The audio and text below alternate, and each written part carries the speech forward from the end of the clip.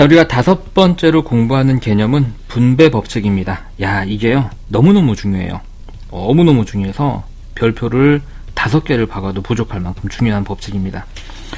자, 우리가 분배 법칙을 이용해서 연산을 조금 편하게 하는 경우도 많이 있고요. 더군다나 이 분배 법칙이 여러분들이 3학년 때 배우는 인수분해라는 단원의 아주 시작이자 출발점이 되는 기본 개념이에요.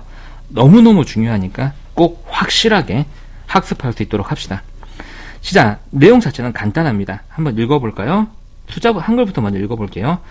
수 곱하기 괄호꼴의 계산이 되겠는데요. 괄호 바깥에 곱해진 수를 괄호 안에 각각의 수에 먼저 곱한 다음에 더한 거와 같다라는 거예요. 이게 분배 법칙인데, 예를 들어서 지금 여기 있는 괄호 안에 숫자가 이렇게 유리수가 2개가 있고요. 그 다음에 A가 있잖아요. 그래서 이 A를 먼저 B에다가 곱해요. 그럼 A 곱하기 B. 그 다음에 C에다가도 이렇게 곱해요. A 곱하기 C. 그 다음에 이렇게 더하기를 한 것과 같다. 원래는 먼저 더하고 곱해야 되는데 각각의 곱해주고 나서 더한 것과 같다라는 게 분배 법칙입니다. 마치 여기에 있는 B와 C라는 사람한테 A를 분배해준다, 나눠준다 라는 거랑 같은 모양새가 되는 거죠. 자, 이해하셨나요? 무슨 말인지? 자, 이거 한번 분배 한번 해볼게요. 물론 얘는 이거 먼저 더하면 7이고요. 3이랑 곱해서 결과가 21이 나와야 하는데요. 자, 3호 15 더하기 3이 6 해서 21이랑 똑같은 답을 얻어낼 수 있다라는 거예요. 자, 밑에 거는 마찬가지로 먼저 빼고 나서 괄호 먼저 해야 된다고 우리가 공부를 했으니까 2를 곱하면은 이 결과가 6이 나온다는 거 우리가 알고는 있는데요. 이 각각을 먼저 곱해주게 되면 2, 4, 8, 그 다음에 이 1은 2 해주고 여기는 9를 그대로 이제 연산을 해주면 돼요. 이렇게. 그래서 6이 나온다라는 거를 확인할 수 있습니다. 자, 여러분들 무슨 말인지 이해 가시나요? 여러분들 이런 생각이 들 거예요. 아니, 선생님 그냥 덧셈 먼저 하고 곱하는 게 훨씬 더 간단한데 뭐 하려고 이렇게 힘들게 삽질을 하고 있나요? 자, 분배 법칙을 이렇게 분배해 주는 것도 중요한데요. 다시 말해서 이쪽 과정에서 이렇게 가는 것도 중요한데요. 여기에 있는 이 과정에서 이쪽으로 가는 것도 중요해요. 이것도 분배 법칙이에요. 뭐 정확하게 얘기하게 되면 분배 법칙을 거꾸로 하는 것, 뭐 분배 법칙의 역이라고 우리가 얘기를 하는 건데, 그 상황을 선생님이 한글로 이렇게 밑에다 써놨으니까 한번 읽어볼게요. 중요합니다. 2개 이상의 곱셈식이 더해진 경우, 자, 이렇게 1개, 2개의 곱셈식이 더해진 경우, 각 곱셈식에 공통으로 곱해진 인수, 다른 말로 뭐 약수, 그렇지? 약수를 묶어서 계산할 수 있다라는 거예요. 자, 일단 여러분들 갑자기 왜 인수가 나와? 라고 조금 의아해 하시겠지만 우리가 1단원에서 공부했던 거 다시 한번 복습 한번 해볼까요? A 곱하기 B를 해서 C가 나오면 이 A, B가 C의 인수, 다른 말로 약수라고 선생님이 공부했었죠? 이런 거 이제 나올 때마다 한번 쓰면서 이제 기억하는 거예요. 자, 그럼 무슨 말이냐? 위에 거 한번 볼게요. 곱셈식이 이렇게 1개, 2개가 이렇게 나와 있고요. 이 A, B가 여기에 인수고요. A, C가 여기는 곱셈의 인수인데 두 곱셈에 모두 뭐를 인수로 가지고 있어요? 네, A를 인수로 가지고 있죠. 그런 경우에는 그 인수를 꺼낼 수가 있다는 얘기예요. 이렇게. 그리고 괄호를 만들고 나서 이 괄호 안에는 각각 곱셈식에서 꺼내고 남은 걸 쓰는 거죠. A는 꺼냈으니까 B 그대로 쓰고 플러스 그대로 오고 C가 이렇게 오는 겁니다. 어때요, 여러분들? 이렇게 묶어낼 수도 있어야 돼요. 묶어내는 것도 분배 법칙을 사용을 하는 겁니다. 자, 그래서 우리가 이게 왜 중요하냐면 밑에 계산을 한번 볼까요, 여러분들? 자, 사실 이 녀석을 각각을 곱해서 더하려면 굉장히 짜증이 나요. 맞죠? 왜냐면 소수점 곱하기 하기도 싫은데 2개나 있잖아요. 근데 이 곱셈을 보니까 둘 다 1.33, 1.33이 똑같이 곱해져 있어요. 그래서 그 똑같은 수 1.33을 곱하기로 바깥을 꺼내고 남은 애들을 괄호 안으로 집어넣으면 돼요. 그럼 이 앞에 있는 곱셈에서는 뭐가 남았어요? 예, 1.3이 남아있고 뒤에 있는 곱셈에서는 플러스 8.7이 남아있죠? 그대로 쓰면 됩니다. 1.3 플러스 8.7 이렇게 되고요. 그러면 이제 괄호 안에 거 먼저 계산하게 되면 이게 얼마죠? 1.3 더하기 8.7 네, 딱 정확하게 10이죠. 10 곱하기 1.33이 되면서 13.3 하고 충분히 우리가 암산으로도 계산할 수 있는 식의 형태가 된다는 얘기입니다. 분배 법칙이 이만큼 강력한 성질을 가지고 있어요. 자, 밑에 거는 3개 있는 건데, 자, 2개일 때뿐만이 아니라 2개 이상일 때, 자, 곱셈 10이 여기 1개, 여기 2개, 여기 3개가 있고요. 모두 다 1.12가 공통으로 들어가 있습니다. 1.23이요. 1, 2가 아니라 미안합니다. 그래서 공통으로 들어가 있는 인수 1.23 곱하기 하고 괄호를 이렇게 만들어 놓고요. 괄호 안에는 각각 곱셈식의 남은 부분을 쓰시면 됩니다. 네, 1.5 쓰시고요. 1.5, 자, 마이너스 0.7, 마이너스 0.7, 그 다음에 플러스 0.2, 플러스 0.2, 요렇게. 이해하셨나요? 자, 그러면 이제 괄호 안에 거 먼저 계산하시면은요. 자, 1.23 곱하기. 자, 이거 플러스잖아요. 우리 플러스끼리 먼저 하면 얼마가 돼요? 이게 플러스 1.7이 되죠? 플러스 1.7 마이너스 0.7은 우리가 1이라는 거 공부했죠? 이렇게 덧셈끼리만 있을 때는 양수는 양수끼리, 음수는 음수끼리 계산해버리는 게 편해요.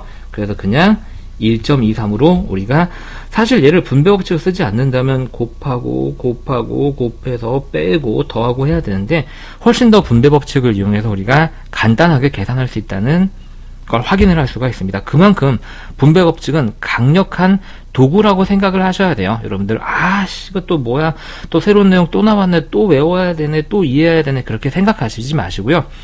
내가 얘를 알게 됨으로써 복잡한 수식을 더 편하고 빠르게 할 수 있게 되겠구나 라고 생각하셔야 됩니다. 아시겠죠? 그게 사실이고요. 그리고요. 자, 그래서 다음 개념 다지기 문제, 기초 문제 한번 해보겠습니다. 1번부터 차근차근 한번 해보죠.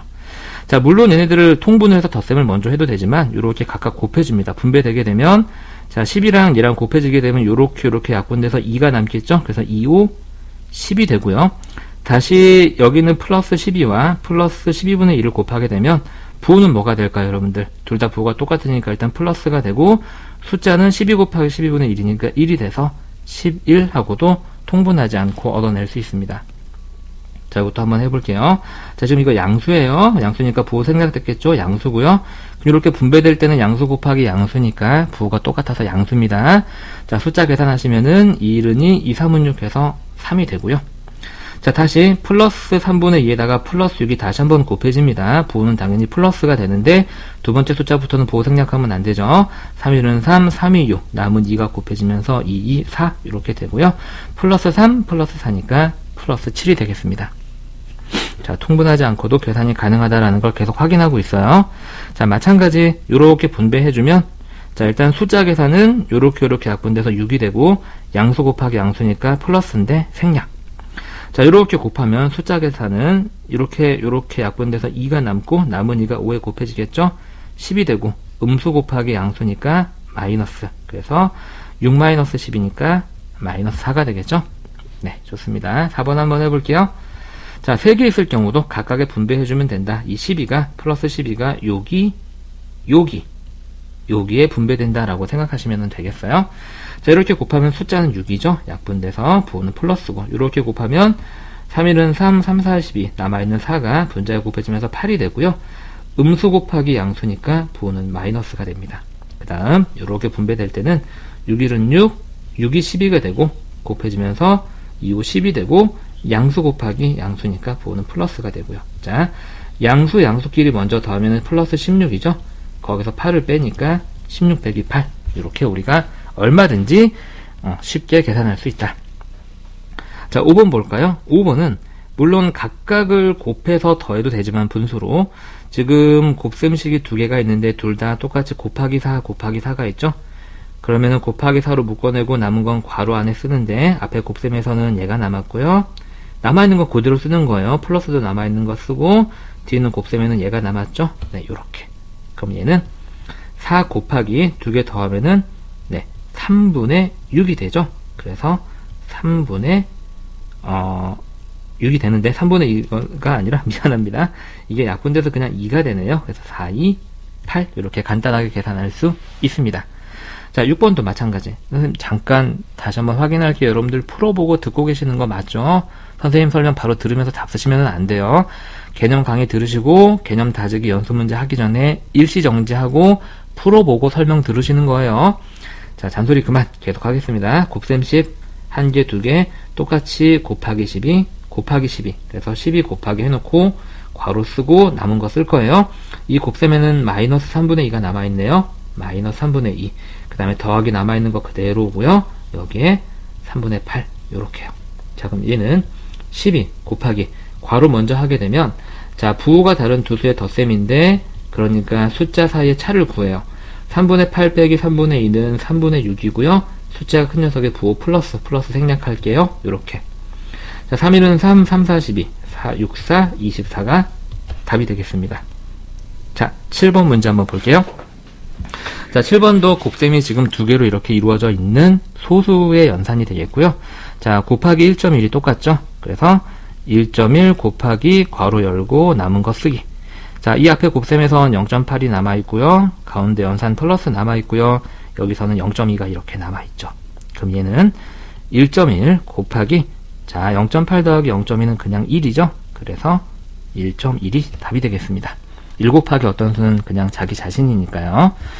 자, 그 다음에 8번 볼까요? 8번은 지금 곱셈이 3덩어리나 있네요. 요렇게 한 개, 요렇게 2개, 요렇게 3개. 그런데 모두 곱셈마다 곱하기 0.98, 곱하기 0.98, 곱하기 0.98이 있습니다. 그래서 얘는 0.98 곱하기 괄호 열고 남은 걸 쭉 쓸게요. 앞에 곱셈에선 1.3이 남아있고요.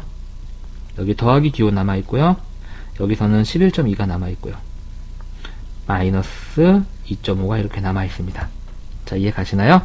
0.98 곱하기, 자, 이거 먼저 더하면 얼마죠? 이거 먼저 계산한 게 12.5죠.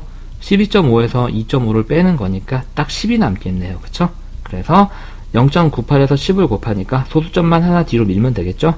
9.8 이렇게 계산할 수 있습니다.